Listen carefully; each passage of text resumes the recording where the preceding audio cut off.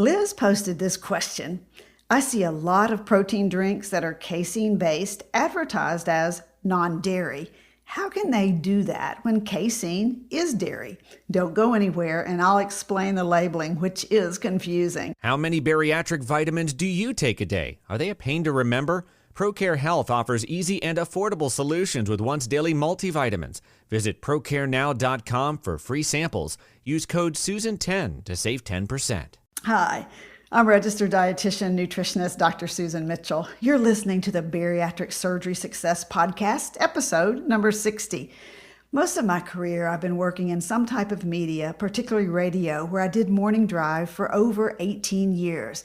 All kinds of nutrition spots trying to bring the latest information.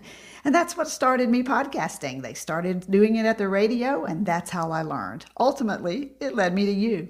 I created Bariatric Surgery Success to provide you every week with some type of life-changing information, always based on science, along with strategies and tools so that you can be successful on your entire journey. I'm so happy you've connected with me. You're in the right place, and I'm glad you're listening.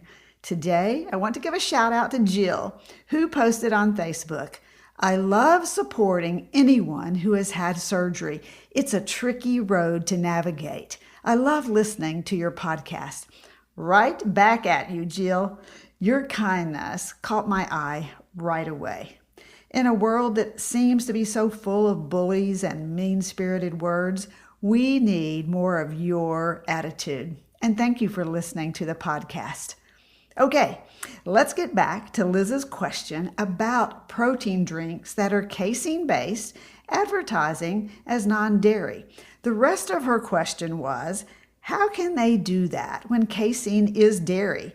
They always say with an asterisk that casein is dairy, but really it's not just a tiny amount. It's the main source of protein for the drink.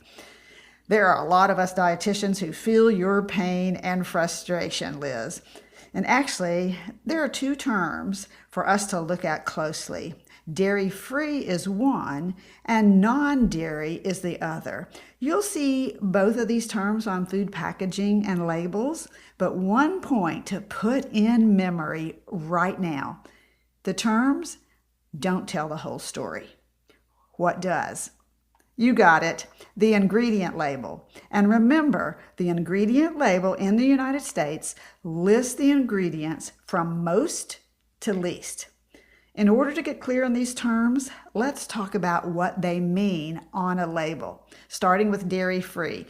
Tune in and come close. This one might just shock you. There is no regulatory definition for the term dairy-free. What that means is the Food and Drug Administration, or FDA, has not set rules or regulations for the use of the term dairy-free on labels. Bottom line, no definition means that food labeled dairy-free may or may not be free of milk proteins. So here's where you and I do what we do best, right? We become label sleuths. I talk about this regularly. We need to go from the package label to the ingredients and see what's what. Where this really matters from a health standpoint is if you're allergic to milk. If you're truly allergic, please go straight to the ingredients. If the product contains milk derivatives like whey or casein, often in the forms called caseinates, they're a potential problem for milk allergies. Okay, hold on. I'm climbing on my soapbox. Do you hear me?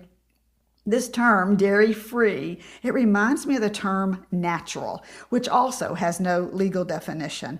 Basically, natural means anything you want it to mean. So you can see why the term dairy-free should turn on a light bulb and send you straight to the ingredient label if you have a health concern. Okay, switching to the term non-dairy. The FDA does have an older regulatory definition for the term non-dairy, but the frustrating part is that the definition allows the presence of the milk protein casein. The term non-dairy is commonly in the past been used on coffee creamers, and it still is today, made from casein-based, a milk protein, rather than milk or cream. But now you're seeing the term non-dairy on other labels, particularly on labels for protein drinks, just like Liz was talking about.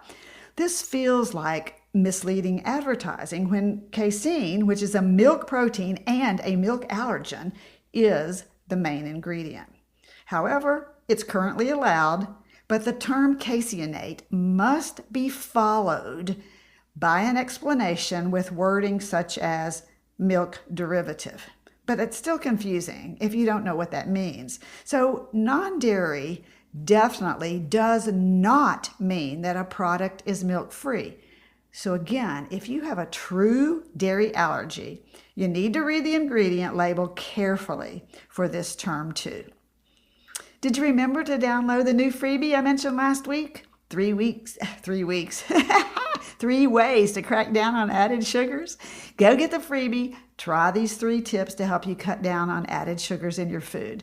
The link is in the show notes, or you can find the freebie on my homepage, breakingdownnutrition.com. Stay focused on your journey. You're worth it. Bariatric Surgery Success with dietitian Dr. Susan Mitchell is produced and owned by Practicalories, LLC, all rights reserved. Remember, the content provided on this podcast is for information purposes only and doesn't create a patient-provider relationship. It's intended to provide reference material and is not designed to provide medical advice. Please consult your healthcare provider regarding any medical issues you have relating to symptoms, conditions, diseases, diagnosis, treatments, and side effects. Podcast guests express their own opinions, experience, and conclusions which do not necessarily reflect or agree with the host, Dr. Susan Mitchell, or Practicalories, LLC.